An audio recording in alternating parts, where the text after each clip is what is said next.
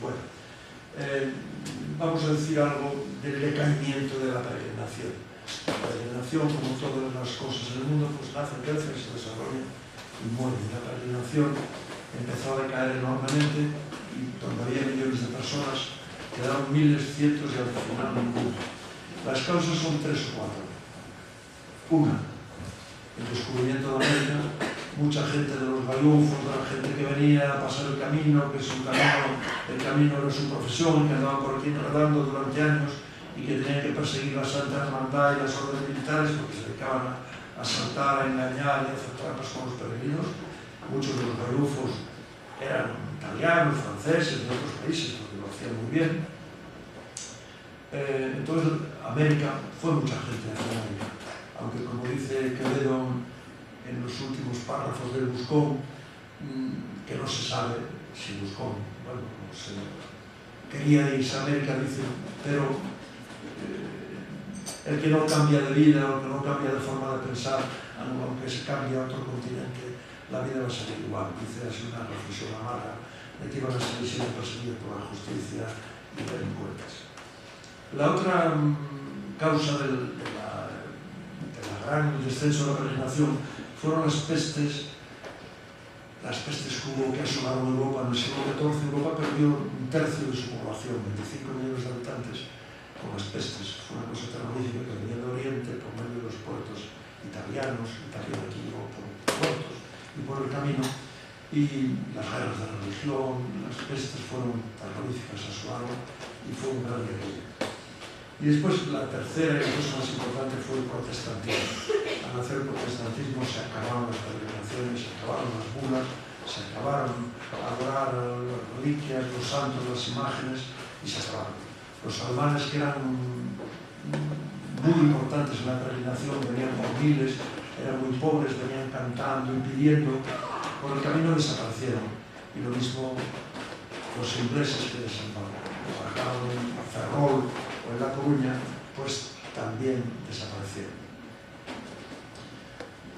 Sin embargo, estaba declinando y desapareciendo la peregrinación, los azafacheros se fueron viniendo menos. En 1802 la Fundación Bell se liquidó, pero hacía ya 50 años, ya no había casi azafacheros, no había peregrinos, no había nada, y desapareció. Sin embargo, curiosamente, cuando decae la peregrinación aquí, en América hay ese florecimiento enorme, tremendo, inexplicable, pero al final tuvo su explicación, de la gran importancia de Santiago en América. Hay 643 pueblos y ciudades en América que se llaman Santiago. 9 catedrales, 2 capitales de América, que nadie sabe. Una es Santiago de Chile y la otra, la que nadie sabe, Santiago de León de Caracas. Caracas se llama Santiago de León de Caracas. Y 8 grandes ciudades, 9, Santiago de Cuba, Santiago de los Caballeros, Santiago, y 643 pueblos. ¿Y por qué? Porque 30 tribus amazónicas y andinas, y mexicanas, en todos los sitios quieren a Santiago por patrón. Porque Santiago se sobrepuso a 2 de los dioses muy importantes, sobre todo a un dios de toda la teogonía de los incas, que era Illapa, que era el dios del rayo del trueno. Y al presentarse Santiago en caballo blanco, con un rayo en la mano, porque era Santiago Boanerges, que le llamaron Jesucristo y los demás discípulos el hijo del trueno por su carácter impetuoso, pues se asimiló a Illapa, y entonces es el santo más importante en toda América. O sea, que descendió aquí, y varias de las apariciones, 14 apariciones que hubo en América, en México 4 o 5, en Perú, en Chile, en todos los países, Santiago Apóstol, muy importante en América, cuando ya no era aquí. Aquí, además, sabéis que el apóstol estuvo 300 años desaparecido, porque un obispo, ante el temor del asalto de los piratas ingleses, escondió los restos, se murió y después no se sabía. Y en 1879 el cardenal Payá y el Ferrero lo volvieron a descubrir al apóstol. Y vamos a hablar un poquito ahora del azafache actual, y de los maestros y de la gente actual. Pero siempre, este es el sombrero de von Braun, una maravilla, porque yo nunca había entendido lo de los bordoncillos. Se hacían muchos bordones de hueso, pero eso no tiene 180, tiene 8 o 10 imágenes pequeñitas de azabache puestas por ahí. Este era un sombrero típico de peregrino central que hizo testamento antes de venir, porque se movía el 30%, 20%. Entre pulmonías, asaltos, frío, viajes, se movía mucha gente. Por eso muchos delincuentes, los jueces los mandaban a hacer el camino de Santiago, vete 2 años, hasta Santiago. Vamos a ver entonces un poco el Renacimiento, qué pasó. En 1916, la Sociedad Económica de Amigos del País de Santiago, que tiene su sede por el del Espíritu Santo todavía, no sé si hay hubo conservatorio o alguna cosa ahí, hasta hace poco. En 1916 se les ocurrió que la gente dijo, pero bueno, vamos a ver, teníamos aquí una artesanía muy importante y desapareció hace 100 años, ¿esto qué pasa? ¿Pero esto cómo era? Tenemos las herramientas, tenemos muchas imágenes, pero ¿esto qué pasa? ¿Cómo se pudo perder este oficio tan importante? Y fueron a Asturias y encontraron a un azabachero como este, el yerno de este que se llamaba Cristóbal de Rodieres, trabajando como hacían los asturianos desde hacía 500 años, sentados de lado los hombres en un banquito con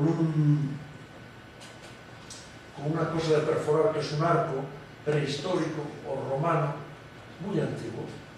En vez de tener el torno que se había llenado de leña, que subía y bajaba, como tiene muchos joyeros, era este torno de arco que es muy primitivo, sentaditos ahí haciendo bola y haciendo así con unas navajas para cortar el azabache. Y estuvo Cristóbal de Rodieres aquí unos meses y volvió a explicar cómo era y se volvió al renacimiento del oficio. Pasa un poco. Esto es con un dedil para no perforarse y está haciendo un agujerito en la bola con estos elementos tan primitivos. Sí. Y esto es la Cámara Santa de Oviedo, que es 60 años después del Porto de Gloria. Esta es la cruz que hay en la Cámara Santa de Oviedo. ¿Vale? Bueno, estas ya son una de las grandes cruces. Esta es la cruz de Ourense, que mide 73 centímetros. Esta macolla que tiene una base preciosísima. Esta es una cruz mayor aún. La foto que se dio es malísima. De Coimbra. Está en el Museo Machado de Coimbra. Es una cruz de escuela santiaguesa enorme, maravillosa. Esta es una fila grande. Está en el Museo de las Peregrinaciones. Calada, el azabache es ya toda una cosa maravillosa. Es muy difícil. Salta. Esto es un portapaz que está en San Francisco. Este es un portapaz que está en el Museo de las Peregrinaciones, maravilloso. Santiago con Atanasio y Teodoro, pero ya con bastones grandes y con rosarios, significa ya que son del siglo XVI. Este es un Santiago antiguo, de talla antigua, con barba y con unos trazados muy simples. Este es un Santiago clásico, este es un Santiago del siglo XV, maravilloso, de piernas, que haría Mofe y Gueya Valverde, están perforadas. Hacer una perforación aquí es jugar al suicidio, porque puede romper una pieza que lleva 400 horas de trabajo al hacer estas perforaciones. Teodoro y Atanasio. Esta es la mayor figura de azabache que hay en el mundo, que mide 38 centímetros, está en el Museo de Palencia de Don Juan de Madrid, en la calle Fortuny, y es escuela santiaguesa también, está en Santiago. Este es del British Museum, es una pieza también bastante bonita, Santiago de piernas. Falta el otro oferente o el otro discípulo, ya trae un bastón largo, un apóstol. Este es de la Catedral de Ávila, un apóstol bonito, le hicieron un relicario con mucho cuidado ahí. Es una pieza muy hermosa, viene siempre que hay exposiciones en Santiago, la suelen ceder. Y esta última es del Museo de Cluny de París. Están sin cabeza ya los dos discípulos oferentes. También es escuela santiaguesa, es un Santiago ya con barba florida, hecha ya con mucho cuidado, ya es una talla muy delicada, una talla muy bien hecha. Y esto ya es de los tiempos modernos. Les comentaba, Cristóbal de Rodieres estuvo enseñando de nuevo el oficio, y esta es la placa que tiene la plazuela de Feijó, como reza ahí, al gran azabachero y buena persona, Enrique Mayer Castro, el abuelo de los actuales Mayer.